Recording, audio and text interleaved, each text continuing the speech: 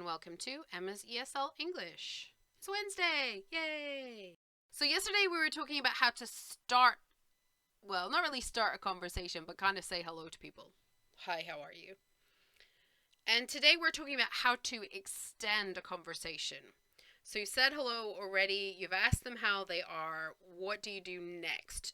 Either because you want to get to know them better, or maybe just because you want to practice your English. Both very reasonable reasons to have a conversation, I think. I would say in Western culture, we take a bit of time to warm up. And by that, I mean we need to build some kind of social connection with you before we're likely to share about our personal lives or feelings. And that's one reason why a question that you might think is just the same as how are you, like, are you okay? Or how are you feeling today? Is potentially seen as being quite negative. So both of these questions, our first thought would be, why? Don't I look okay? Or do I look upset? So we automatically read into a question like, are you okay? Or how are you feeling today? As, you mean there's something wrong with me? So instead, it is better to stick with easy conversations that aren't so personal. And then over time, you can build that relationship and you will move on to more personal things. But in the beginning, we don't tend to ask about feelings or talk about really personal things. The only time I would use are you okay or how are you feeling today is if I know there's something happening with that person, or I look at their face and I'm worried about them and I kind of want to say, are you okay because I'm worried about them? Maybe they just came out of a meeting with the boss and they're crying. Then I might say, are you okay? Because I'm intending to talk with them and help them or support them in some way.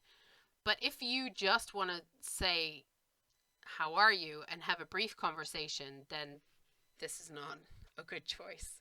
For alternative or other conversations that we can extend, as I mentioned all the way back in episode 9, British people love to talk about the weather. If you want to be able to have a conversation about the weather, and I am not joking when I say that a British person can have a conversation about the weather for half an hour. I'm not kidding. We really can do it. It's not normal. Usually it's a 5-minute thing, but it is possible to do that. So if you want to know more about how to talk about the weather, head back to episode 9. That is always one option. Gosh, isn't it terrible out there? Or did you enjoy the sun at the weekend? Or I forgot to bring my umbrella and now look, it's raining. So many ways we can bring weather into a conversation. But there are lots of other things we can talk about. Ideally, you want to find out about the other person's interests and ask more questions about those interests. That does two things. It makes people feel comfortable with you, and it will mean that they're more likely to chat with you again because they feel comfortable, but also it means you have something to talk to them about in the future. If you figure out what their interests are, hopefully you have something in common and you can talk about that.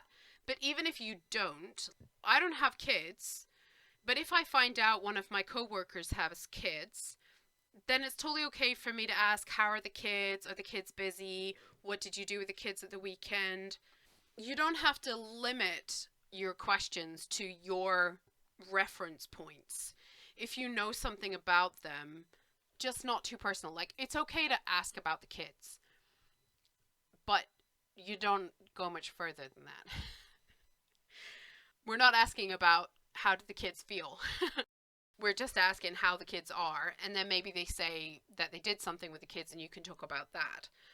You're looking for things that you can kind of build a profile of that person, of topics that you can talk about at another time so that you can keep a conversation going in future, or so that you have something to say to them next time.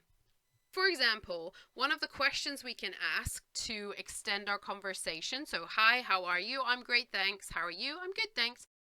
What did you do last night? So if we're talking on like a Wednesday, You can ask them, what did you do last night? Or did you do anything fun last night? And they may say, nah, just watch Netflix. Or you could ask them, what did you do at the weekend? Or did you do anything fun at the weekend? Or did you go on a date at the weekend if you know that they're dating? All of these questions, whatever answer they give you, usually you can do something else with it. Even if they say, I just watch TV, then that's actually a really good answer. Because you can ask, what did they watch? Why do they like it? What's fun about it? Why should you watch it? You can also ask them if they have any recommendations for you. Maybe they say, oh, I'm into this new Netflix thing. As that conversation is winding down, you could say, well, I'm just new to Netflix. Is there anything you can recommend for me? If you find that you have a film or a TV show in common, something that both of you are watching or have watched, then you can really discuss that for quite a while. You could talk about what your favorite moments are and ask them what their favorite moments were. You can ask them, who's your favorite actor in that show? Or what are your favorite characters in that show? You could ask them about the storylines. Whoa, did you see that bit about the mother-in-law? Oh my goodness. And they might say, oh, you know, I love the mother-in-law trope. I love seeing the crazy mother-in-laws. It's so fun. Y'all can tell I watch too many Korean dramas. Anyway, just be sure, if you're talking about TV shows especially, this is when you're watching the same show, be sure to check where they are in the show. Because you do not want to get to a point where you spoil it for them. Maybe they're saving it until the weekend. So before you start any conversation about a show that two of you are watching, figure out where did each of you get to in the show so that you don't spoil it for each other. Other easy conversation starters are you reading anything interesting at the moment? Or are you watching anything interesting at the moment? This is a really good one because usually somebody is reading or watching something. And even though this question is in the present tense, are you reading anything interesting at the moment? In fact, it's very much like a hobbies question. Say you're watching Stranger Things and you started at the beginning. You might be watching Stranger Things 1 year ago, 2 years ago, this year, and next year. Oh, I hope there's not another season. Or you may be reading a book and you started reading the book a month ago and you're still going to be reading it next month. So it's an ongoing thing. So it's just like when you're talking about hobbies. Are you reading anything interesting at the moment? This kind of question's really cool because you find out what they're interested in reading. Even if you're not interested in it, you can ask them about it. Why are you reading that? I've never heard of that book before. I've never heard of that topic before. What drew you to that topic? What drew you to that book? Have you read anything else by this author? Is there something you could suggest where I can start?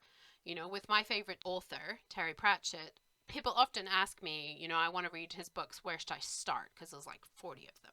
So then that's one of the questions you can help someone figure out. Is there a good place to start? Asking for help is always a good idea. I want to take my girlfriend out. Any suggestions of where we could go? Or my parents are coming to town. I want to take them to dinner. Have you been anywhere nice recently? Asking them for their input. So it means it's a little bit less pressure because they don't have to tell you about their life, which they might feel uncomfortable about doing. But they feel good because they're helping you solve a problem that you have. And in the process of solving that problem, you might find out that they just broke up with their girlfriend, or you might find out that they had dinner with their parents last night or last week, or you know, there's all sorts of stuff that might happen. If nothing else, you could have a conversation about great restaurants in the area. So there's always a way to extend the conversation a bit more.